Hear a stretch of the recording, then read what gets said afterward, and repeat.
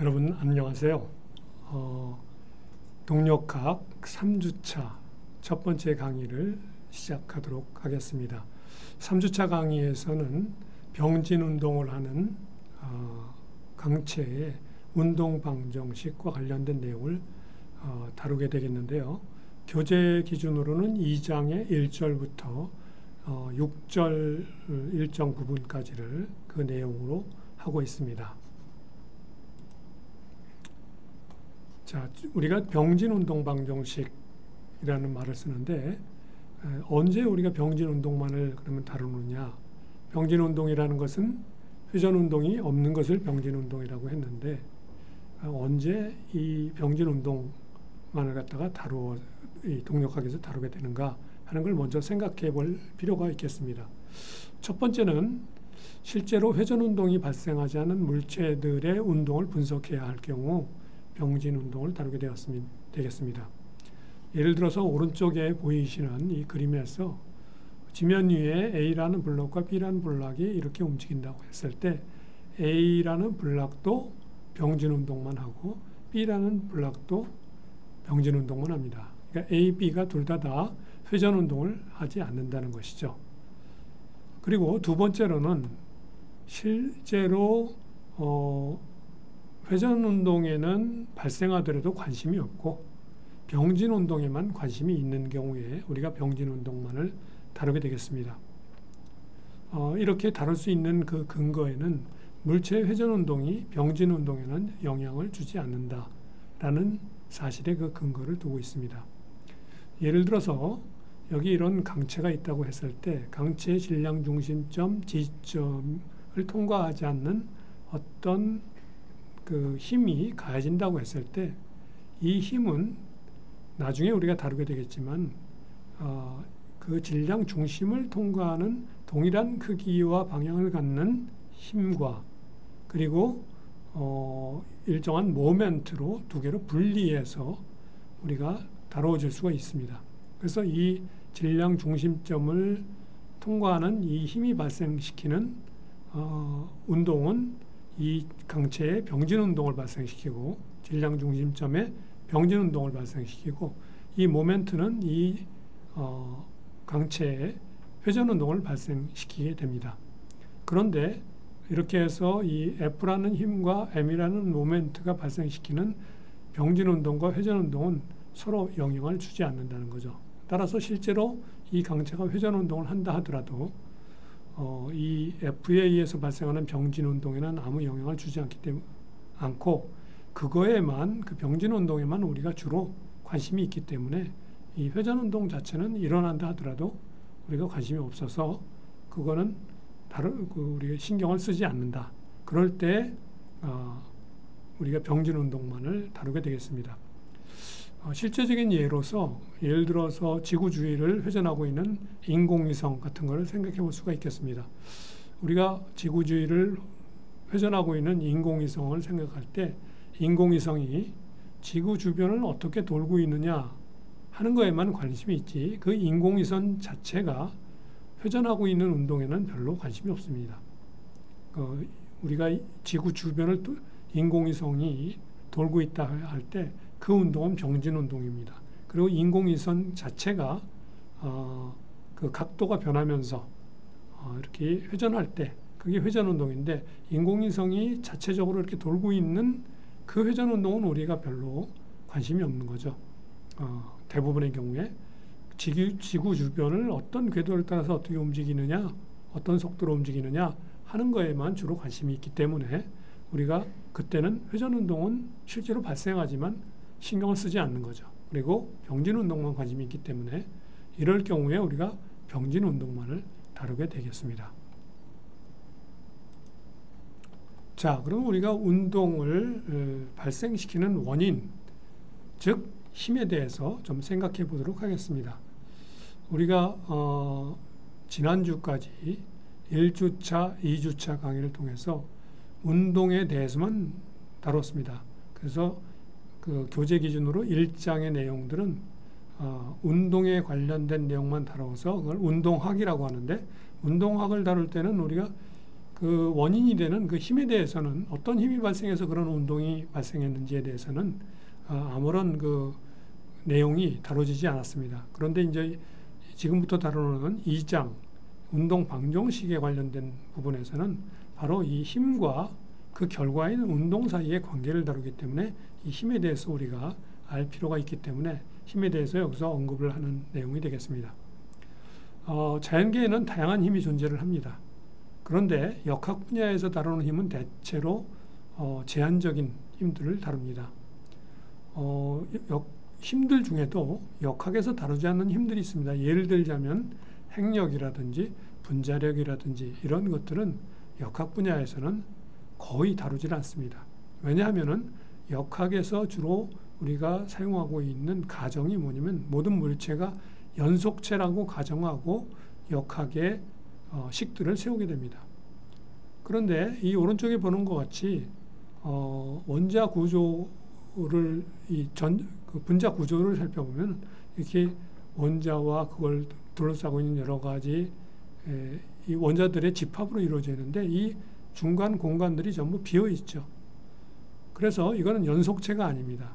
그래서 여기서 작용하는 힘들은 핵력이나 분자력이나 이런 것들이 작용하고 있는데 이게 이 원자의 구조는 연속체가 아니기 때문에 역학에서 사용하는 이론들을 사용할 수 없다 하는 점이 되겠습니다. 그래서 이런 힘들은 핵력이나 분자력은 지금 여러분이 배우는 동력학과 같은 역학에서는 이 힘들은 거의 다루는 경우가 없습니다. 역학 분야에서는 그러면 힘을 대체로 그 연속체로 물체를 가정했을 때 그 물체의 체적 전체에 대해서 작용하는 체적력과 영어로는 body force라고 얘기를 하고요. 그 다음에 그 물체 표면에만 작용하는 surface force로 분류를 하게 됩니다. 그래서 체적력의 대표적인 예로는 중력이라든지 부력이라든지 자기력 이런 것들이 체적 전체에 작용하는 그런 힘들이 되겠습니다. 그에 반해서 표면력은 그 예로 마찰력이라든지 압력이라든지 정전기력 같은 것들이 표면력이라고 할 수 있겠습니다. 이러한 힘들이 대체로 역학에서 많이 다뤄지는데 이 외에도 최근에는 다물리 현상에 근거해서 여러 가지 다양한 힘들이 다뤄지기 시작했기 때문에 학부 과정에서는 여러분들이 이러한 힘들을 거의 다루지 않지만 나중에 대학원에 진학하여 이런 힘들을 다룰 수 있는 그런 기회도 있게 되는데 그때 이 힘들이 어떻게 작용하는지에 대해서 좀 더 자세히 여러분들이 학습을 해야 되는 경우도 발생하게 됩니다. 그런 힘들로 대표적인 게 피에조 힘이라든지 또는 그 자기력이라든지 정전기력과 같은 게 있습니다.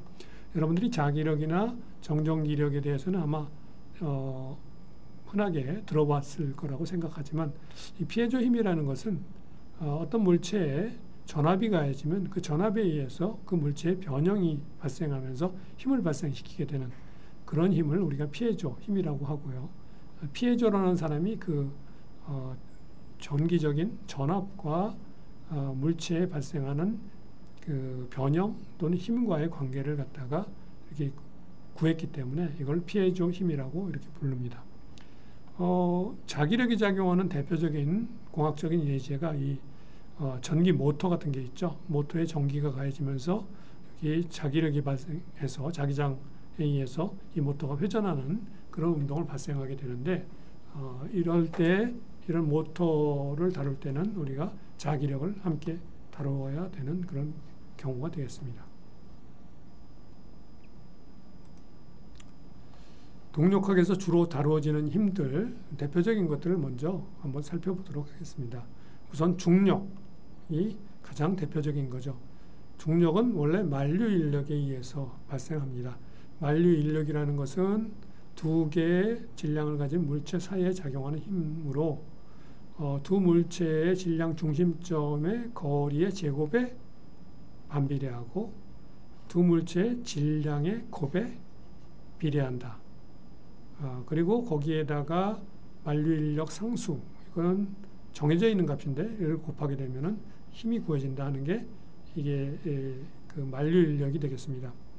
그리고 우리가 보통 많이 얘기하는 중력이라는 것은 지구에서 지구 표면상에서 작용하는 만류 인력을 얘기합니다. 그래서 그럴 경우에 지구 표면상에서 작용하는 만류 인력은 그 표면상에 위치한 물체 질량 곱하기 그 중력 가속도, 일반적으로 G라고 표시를 하는 중력 가속도로 주어진다 하는 내용이 되겠는데, 지구 표면에서 작용하는 그 중력도 만류 인력의 하나의 그 예가 되겠습니다.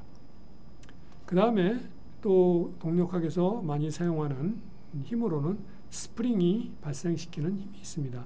스프링이 있을 때 이 스프링이 변형이 X만큼 일어나면 스프링의 강성에다가 그 X를 곱한 만큼의 힘이 발생한다 하는 내용이 되겠죠.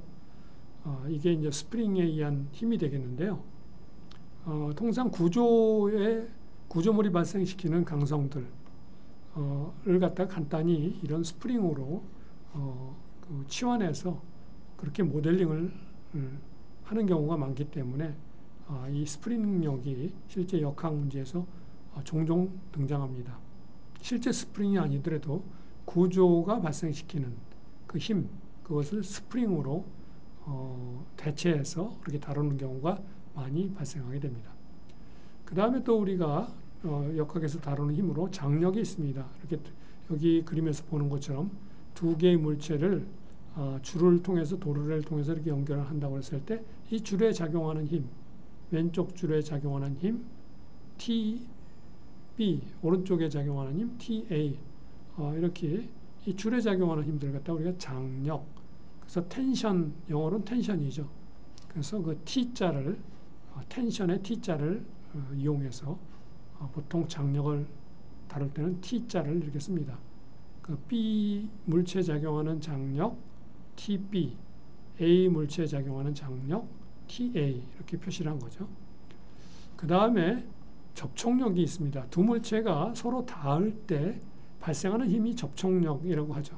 이 A와 오른쪽 그림에서 B 두 물체 사이가 서로 닿을 때 B가 A에서 받는 힘이 C, 또 A가 B에서 받는 힘, 그 똑같은 크기 C, 방향은 서로 반대가 되죠. 작용 반작용의 법칙에 의해서 반대로 작용하게 되는데, 이 접촉력은 두 개의 힘으로 구성된다 하고 얘기할 수 있는데, 이 두 물체가 접촉하는 이 접선 방향의 수직인 방향의 힘을 수직항력이라고 하고, 그리고 이 접선 방향으로 작용하는 힘을 갖다가 우리가 마찰력이라고 얘기를 합니다.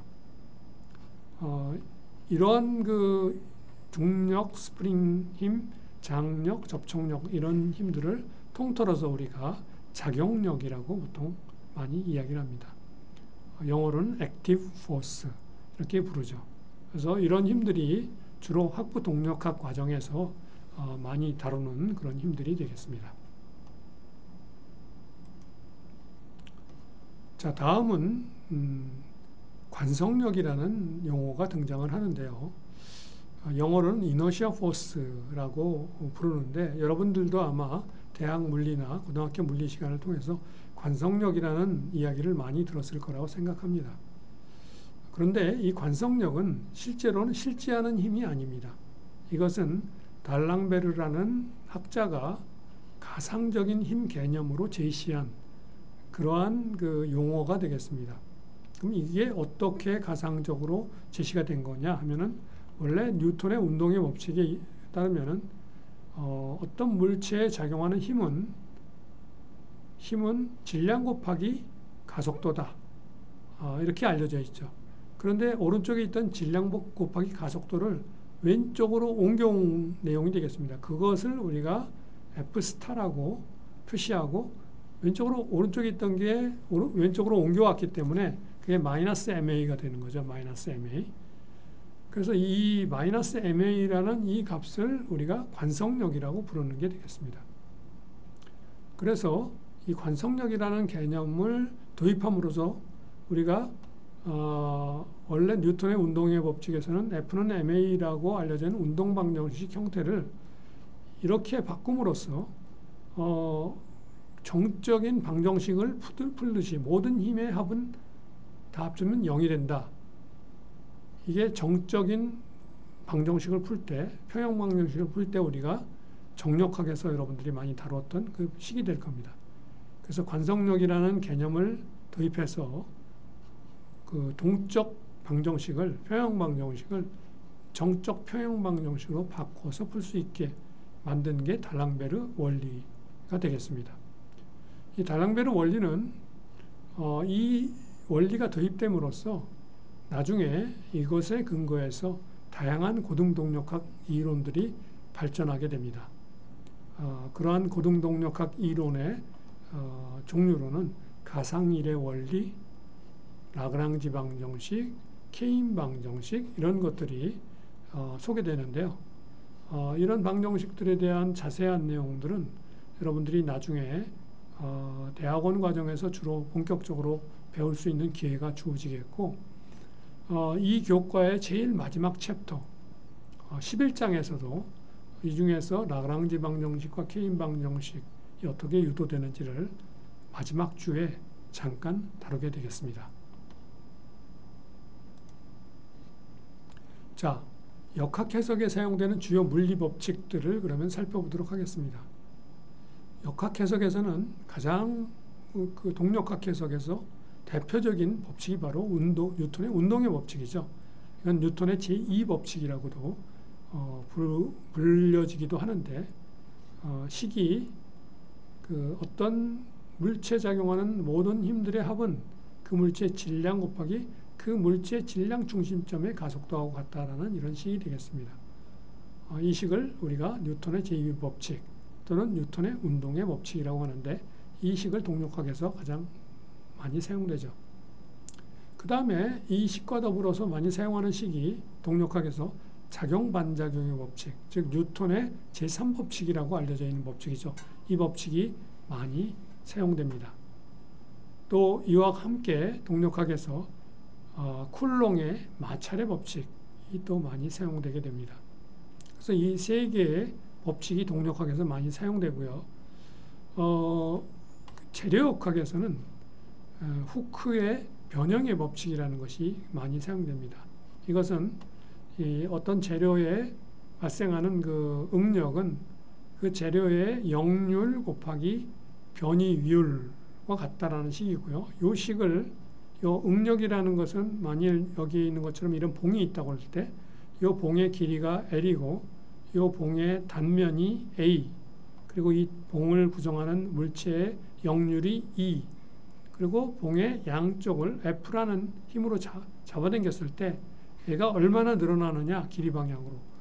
그 식이 이렇게 주어진다는 거죠. 그래서 이 왼쪽에 있는 게 F를, 이쪽에 작용하는 힘을 이 단면적으로 나눈 값, 이게 바로 힘을 면적으로 나눈 값이 이게 응력이 됩니다. 그 다음에 여기 2의 역률이 있고, 그 다음에 늘어난 길이 X를 원래 길이 L로 나눈 값이 바로 변이율이 되는 거죠. 그래서 이 식이 성립되는데, 이러한 식이 이것은 1차원적으로만 주어져 있지만 재료역학에서는 이러한 식이 3차원적으로 주어지게 되는데, 이게 일반화된 후크의 법칙이라고 불리기도 하고 constitutive equation 이라고 나중에 여러분들이 재료역학의 지배방정식에서 다루게 되겠습니다. 재료역학에서는 이 식이 주로 많이 쓰이죠. 그리고 요 가운데 있는 이 두 가지 식은 동력학이나 재료역학이나 공통으로 많이 사용되는 그런 법칙이 되겠습니다. 학부 과정에서는 주로 이 네 가지 법칙들이 역학에서 많이 사용되고요. 그 외에도 이제 여기 작용하는 힘들이 어떻게 발생하는지 그런 관계식에 관련되는 식으로 물리법칙으로 등장하는 것들이 자기장과 관련된 막스웰의 법칙이라든지 아까 피에조 힘과 관련된 피에조 법칙이라든지 이런 것들이 추가적으로 여러분들이 역학에 도입될 수가 있게 되겠습니다. 이런 부분들은 학부 과정에서는 다루지 않고 대학원 과정에서 여러분들이 이런 내용들을 조금 더 전문적으로 배우게 되면은 이걸 배울 기회가 주어지게 되겠습니다. 자, 그러면 우리가 여러분들이 뉴턴의 운동의 법칙은 많이 들어봐서 알 테니까 그건 더 이상 뭐 전반적으로 설명하지는 않겠고 쿨롱의 마찰의 법칙에 대해서 한번 설명을 하도록 하겠습니다. 많은 사람들이 쿨롱의 마찰의 법칙도 고등학교 물리 시간부터 많이 다뤘기 때문에 이것을 그래도 꽤 익숙하게 들어본 그런 법칙인데 정확하게 알고 있느냐 하고 이렇게 좀 확인을 해보면 많은 경우에 정확하게 알지를 못하고 대충 알고 있는 경우가 많이 있습니다. 그래서 여러분들이 동력학을 배우면서 이 쿨롱의 마찰의 법칙에 대해서 이 기회를 통해서 정확하게 파악하는 것이 학습하는 것이 필요하게 되겠습니다. 이 마찰의 법칙은 두 물체가 접촉할 때 발생하는 수직항력과 마찰력 간의 관계에 관련된 식이 되겠습니다. 그래서 이 쿨롱의 마찰의 법칙은 두 가지 내용으로 이루어져 있습니다. 첫 번째 내용은 두 물체가 접촉하면서 상대 운동을 하게 되면 여기 오른쪽에 그림에서 보는 것처럼 A라는 물체가 있고 B라는 물체가 있습니다. 상대 운동을 한다 그러면 이게 접촉하니까 접선 방향으로 움직일 수 있겠죠. 이 법선 방향으로는 서로 뚫고 들어가기 전에 움직일 수가 없으니까 접선 방향으로 움직일 때 그때 발생하는 마찰력, 접선 방향의 그 접촉력을 갖다 우리가 마찰력이라고 한다 그랬죠. 이 마찰력의 크기가 상대 운동이 일어나면 A와 B가 서로 미끄러진다는 거죠. 미끄러지게 되면 이 수직항력 N에다가 동마찰계수를 곱한 값으로 주어지게 된다 하는 식이 첫 번째 마찰의 법칙의 내용이 되겠습니다. 그리고 그 방향은 이 상대 운동이 일어나는 즉 A가 B에 대해서 오른쪽으로 움직이게 된다 그러면은 이 마찰력은 왼쪽으로 받게 되는 거죠. 그리고 A가 B에 대해서 왼쪽으로 움직인다 그러면 마찰력은 오른쪽으로 작용하고요. 그에 반해서 B가 A에 의해서 받는 마찰력은 B가 A에 대해서 오른쪽으로 움직이면 마찰력은 왼쪽으로 작용한다. 방향은 상대 운동이 일어난 방향에 반대로 작용하고 그리고 크기는 수직항력에다가 동마찰계수라고 불리는 μk로 주어진다 하는 내용이 되겠습니다. 그리고 두 번째 내용은 상대 운동이 발생하지 않을 때는 그때 발생할 수 있는 마찰력의 크기는 다음 시국에 의해서 제한된다 하는 내용이 되겠습니다. 즉, 이 두 개가 마찰력이 없을 때 발생할 수 있는 힘의 마찰력의 최대 크기는 수직항력에다가 정마찰계수를 곱한 값이 된다. 그래서 그때 발생하는 마찰력은 항상 수직항력에다가 정마찰계수를 곱한 값보다 항상 작거나 같다 하는 내용이 두 번째 내용이 되겠습니다. 이때 사용되는 요 동마찰계수 μk하고 정마찰계수 μs는 이 두 물체의 재료의 종류 또는 두 물체의 이 접하고 있는 전면의 거칠기, 습도 등에 의해서 결정되는 그런 값이 되겠습니다. 사실은 이 쿨롱의 마찰의 법칙은 법칙 중에서 이 첫 번째 법칙은 그 르네상스 시대의 레오나르도 다빈치에 의해서 발견된 법칙이 되겠습니다. 후에 쿨롱이 이 두 번째 법칙까지를 더해서 이걸 완성시켜서 이 법칙 전체를 쿨롱의 마찰의 법칙이라고 부르게 되었습니다. 우리가 흔히 마찰의 법칙은 앞에서 얘기하는 것처럼 그렇게 쉽게 생각하는 경우가 많이 있는데 사실은 마찰의 법칙이 쉽게 생각하는 경우는 두 물체 중에 한 물체가 고정되어 있는 경우, 즉 오른쪽 그림에서 보면은 이런 물체가 지면 위를 해서 그 어떤 힘을 P라는 힘을 받고 있다. 그때 지면에 의해서 이 물체가 지면은 움직이지 않죠. 이 물체가 받는 마찰력 R이 어떻게 결정되느냐? 이럴 경우에는 한 물체가 이 지면처럼 고정되어 있을 때는 마찰의 법칙에 대해서 생각하기가 아주 쉽습니다. 그래서 여기 보면은 이 그래프가 뭘 나타내냐면 P가 0에서부터 출발해서 여기다가 이 물체를 미는데 처음엔 힘을 주지 않다가 점점 힘을 증가시켜요.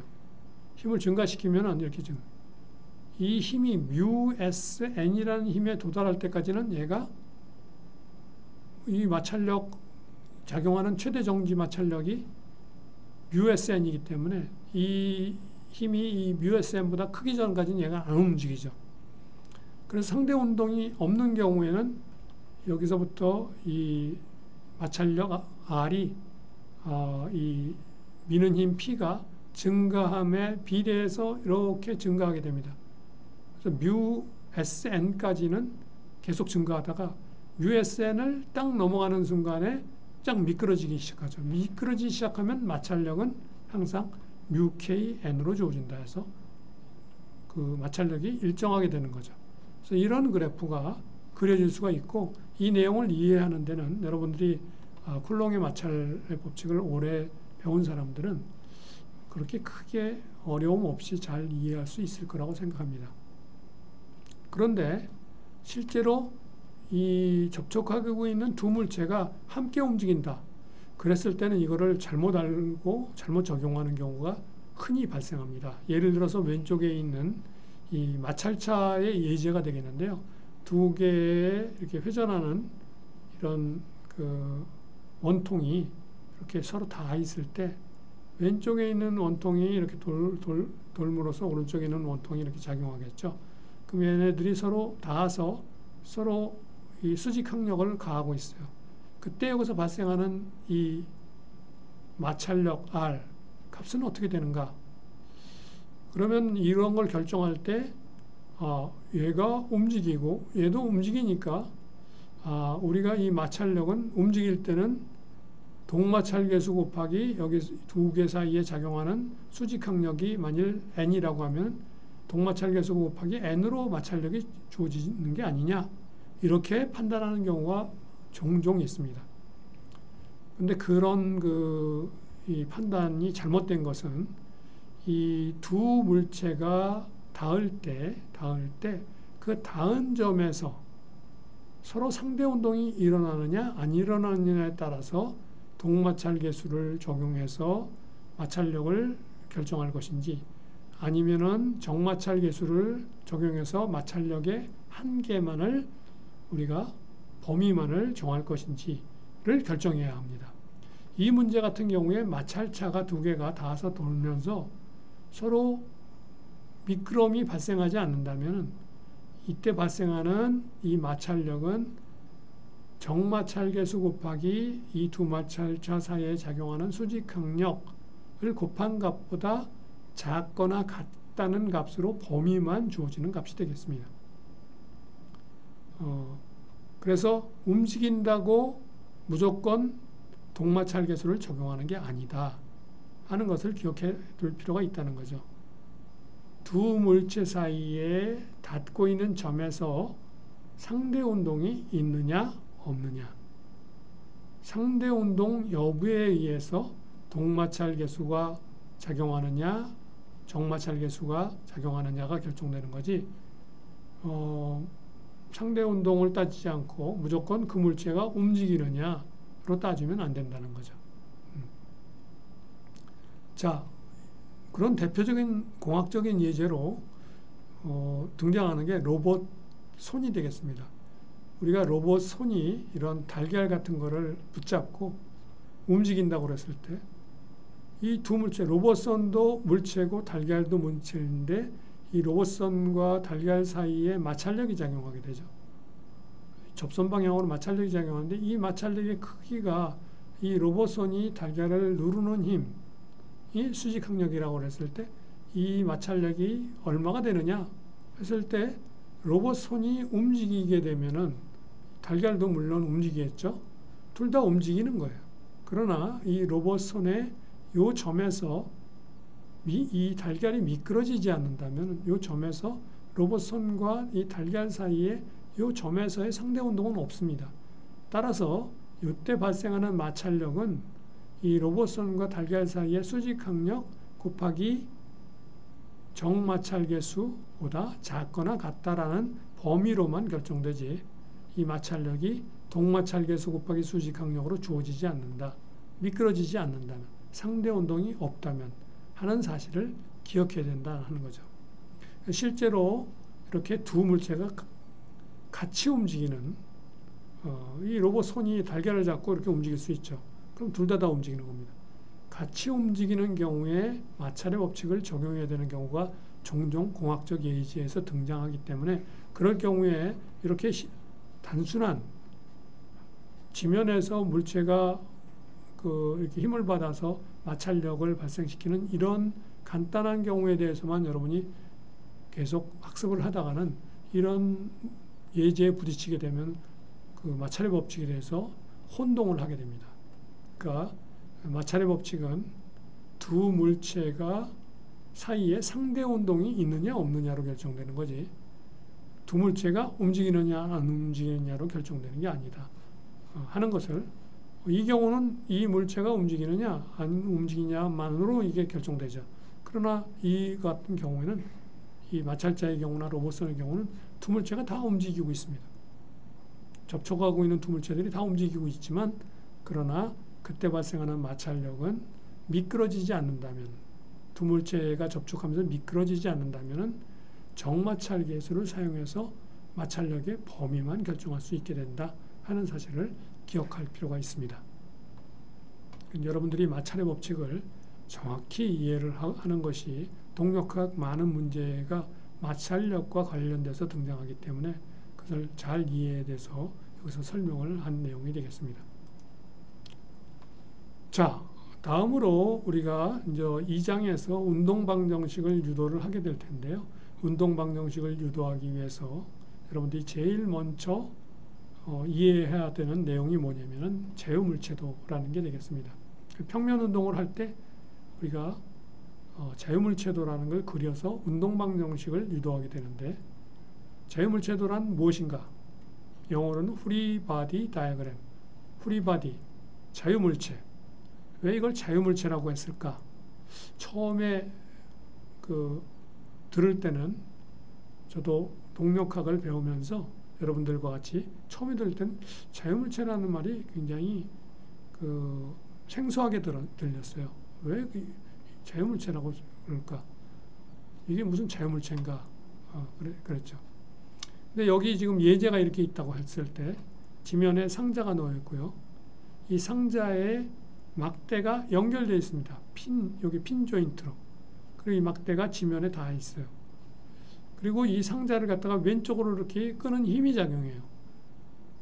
그럴 때 이 강체 두 개로 이루어진 강체계의 운동방정식을 유도하고 싶다 했을 때 자유물체도를 그려야 되는데, 자유물체도라는 건 뭐냐면은 이 분석 대상 시스템, 강체 시스템이죠. 강체들로 이루어진 시스템을 구성하는 물체마다, 그러니까 상자는 상자, 막대는 막대마다 받고 있는 힘들을 모두 나타내는 그림을 자유물체도라고 한다.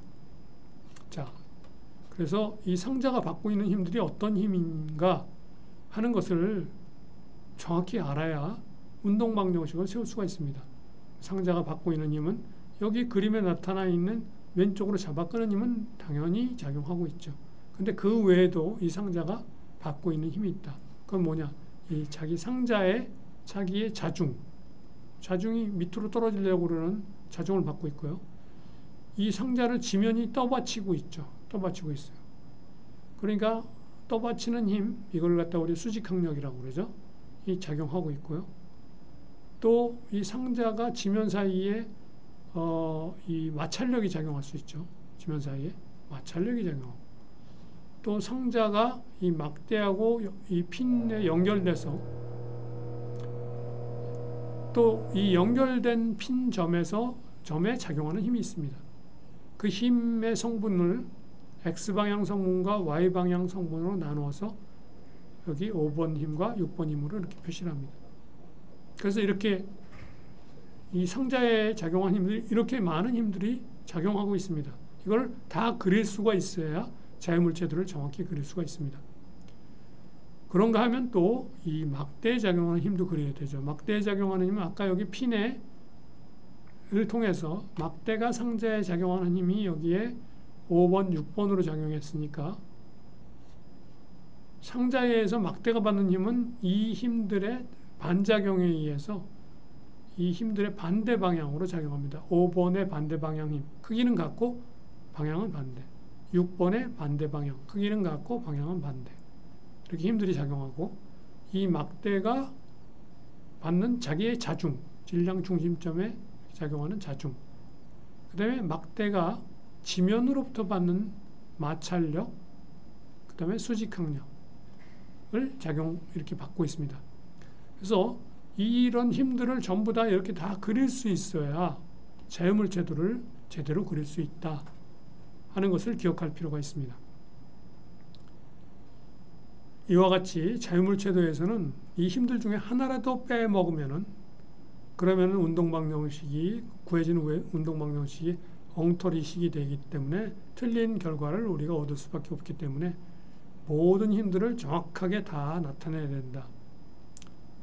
자유물체도를 그릴 때 흔히 빠지는 오류 중에 하나는 자유물체도라는 것은 이 물체를 그리고 물체에 작용하는 힘들을 그리는 게 자유물체도입니다. 그리고 왜 그걸 자유물체도라고 했느냐 아까 그 얘기가 나왔는데요. 이 물체가 마치 공간에 떠 있는 것처럼 그러니까 이 물체를 그릴 때는 상자를 그릴 때나 막대를 그릴 때는 이 밑에 지면이라는 거는 이제 생각을 안 하는 거예요. 지면이 이 상자에 작용하는 힘, 수직항력, 지면이 상자에 작용하는 마찰력으로 이 힘들이 지면이 하는 역할은 다 대치가 돼버린 거고 막대일 경우도 마찬가지입니다. 지면이 막대에 여기 작용하는 힘, 수직항력과 마찰력으로 이렇게 대체를 한 거예요. 그래서 흔히 빠지는 오류 중에 이런 자유물체도를 그리라고 그랬는데 이 밑에다가 지면을 이렇게 그려놔요. 그러면 그건 자유물체도가 아닙니다. 자유물체도는 물체, 운동하는 물체하고 그 물체에 작용하는 힘하고 그리고 마지막으로 이제 그 다음 페이지에 우리가 다루게 되겠지만 운동방정식을 유도하기 위한 좌표계하고 그렇게 세 가지만 표시한 게 자유물체도예요. 자유물체도의 그 외의 내용을 여기다 그리면 안 된다. 예를 들면 여기다 지면을 그린다든지 또는 자유물체도를 잘못 그리는 예 중에 하나가 이렇게 따로따로 물체가 두 개면 연결되어 있더라도 따로따로 이렇게 그려야 되는데 이 두 물체를 합쳐가지고 그리는 경우가 있어요. 상자하고 막대를 합쳐서. 그건 자유물체도가 아니다. 따로따로 그려야 돼요. 물체가 두 개면은 상자 하나, 막대 하나 따로따로 그려야 된다 하는 점을 기억해야 됩니다. 자, 자유물체도를 그려놓고 나서 궁극적으로는 이 자유물체도에 근거해서 우리가 운동방정식을 유도하려고 하기 때문에 아까처럼 그냥 번호로만 표시를 해서는 나중에 운동방정식을 표시할 수가 없습니다. 그래서 그 작용하는 힘들을 적절한 기호를 통해서 나타내야 돼요. 그래서 이 기호의 부여 방법은 여러분들이 자유롭게 할 수 있지만 통상적으로 이제 여러분들이 많은 교재나 이런 그 강의 내용을 통해서 볼 수 있듯이 사용하는 그런 기호의 형태들이 있습니다. 그 예를 들어서 여기서 이 상자의 질량이 M1이라고 그러면은 이 상자의 자중은 M1 곱하기 자기의 중력과 속도 이렇게 표시를 하고요. 그 다음에 수직항력은 그 영어로는 normal force입니다. normal force. 그래서 N자를 쓰는 거고 1번 물체에 작용하는 데서 N1이라고 표시했고요. 1번 물체에 작용하는 마찰력이라서 R1이라고 표시했습니다. 그 다음에 이 점이 A점이라고 그러면은 여기에 핀 조인트가 있는 점이 이 A점에 작용하는 X방향 힘을 AX, Y방향 힘을 AY라고 표시한 겁니다. 그리고 잡아당기는 힘은 P라는 힘으로 잡아당긴다 해서 P라고 줬습니다. 그 다음에 막대에서도 자기의 자중은 이렇게 표시하고 여기 AX, AY에 반대되는 방향으로 크기는 같게 AX, AY 똑같이 그리고 그 다음에 이 막대에 작용하는 마찰력, 수직항력, 수직항력은 N2 두 번째 물체에 작용하는 수직항력, 두 번째 물체에 작용하는 마찰력 R2 이렇게 기호를 통해서 이렇게 표시를 하게 됩니다. 그래서 이런 그 기호들은 대부분 이렇게 많이 사용하는 기호의 형태들이 있습니다. 그래서 여러분들이 그런 형태들을 잘 눈여겨봤다가 여러분들도 꼭 이런 형태로 써야 되는 건 아니지만 그러나 사람들이 많이 쓰는 형태로 같이 쓰는 게 좋다. 그러면 사람들이 이해하기가 쉬우니까 여러분들이 그려놓은 자유물체도를 이해하기 쉬우니까 다른 걸 써도 틀린 건 아니지만 다른 사람들이 그 내용을 이해하기 어려워지죠. 많은 사람이 쓰는 형태로 쓰게 되면은 이해를 도울 수 있기 때문에 많은 사람들이 쓰는 형태가 어떤 형태인가 하는 걸 눈여겨봤다가 그대로 따라서 쓰면 되겠습니다. 자, 그 자유물체도를 그리고 나서 또 마지막으로 이제 운동방정식을 유도하기 위해서 그려줘야 되는 게 좌표계입니다. 운동방정식을 유도할 때 앞에 운동학에서도 우리가 다뤘지만 어떤 좌표계를 사용하느냐 하는 판단을 여러분들이 내야 됩니다. 그 판단을 내리는 연습을 많은 연습 문제를 풀므로써 여러분들이 그 능력을 배양해야 되는데 예를 들어 이 경우에는 직교좌표계를 사용하겠다. 그러면 직교좌표계는 그 X방향 단위 벡터와 Y방향 단위 벡터 두 개로 하는데 이것을 이 두 방향은 공간에 고정되어 있어서 시간에 대해서 변하지 않는다고 그랬죠. 이 두 방향은 어떤 방향으로 여러분들이 잡아도 사실은 상관이 없습니다. 그런데 여기 작용하는 힘들이 가장 많이 작용하는 힘이 이쪽 방향하고 이쪽 방향이니까 이 I와 J를 만일에 이렇게 경사지게 잡는다 그러면 이 AX, AY를 전부 또 다시 그 경사진 방향으로 분해를 해야 되겠죠. 그러니까 어려워지니까 이 직교좌표계의 두 방향 X방향과 Y방향 단위 벡터인 I 해트와 J 해트는 그 방향을 잡을 때 이 자유물체에 등장하는 힘들이 가장 많이 평행한 방향으로 잡는 게 좋겠습니다. 그리고 이 X방향과 Y방향을 반드시 오른쪽 위쪽으로 잡아야 되는 건 아닙니다. 왼쪽 밑에 쪽으로 XY를 잡아도 상관이 없습니다. 그래서 여러분들이 마이너스 부호도 너무 많이 나타나면 안 좋으니까 플러스 부호가 주로 많이 나타나도록 하는 게 좋겠죠.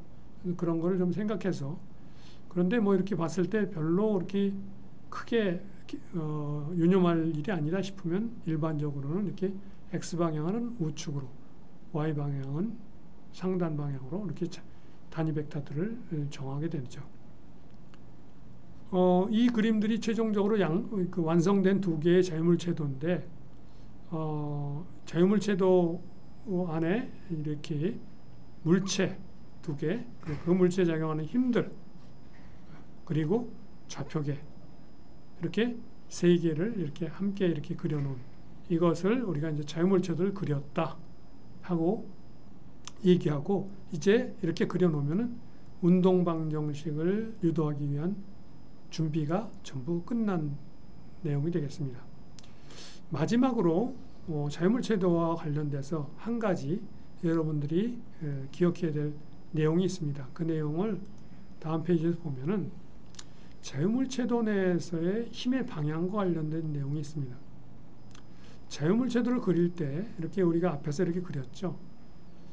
어떤 힘들은 그 방향이 이미 알려져 있습니다. 예를 들어서 이 왼쪽 물체에 작용하는 자중은 하단 방향으로 중력 방향이 밑으로 작용하니까 하단 방향으로 작용한다는 걸 알고 있죠. 그러니까 그건 하단 방향으로 이렇게 방향을 정해야 돼요. 그리고 이 물체를 끄는 힘도 왼쪽으로 끈다고 그랬으니까 그 방향으로 작용하고 그 다음에 수직항력도 이 지면에 의해서 떠받드는 힘이니까 위쪽으로 작용한다는 것도 우리가 알고 있죠.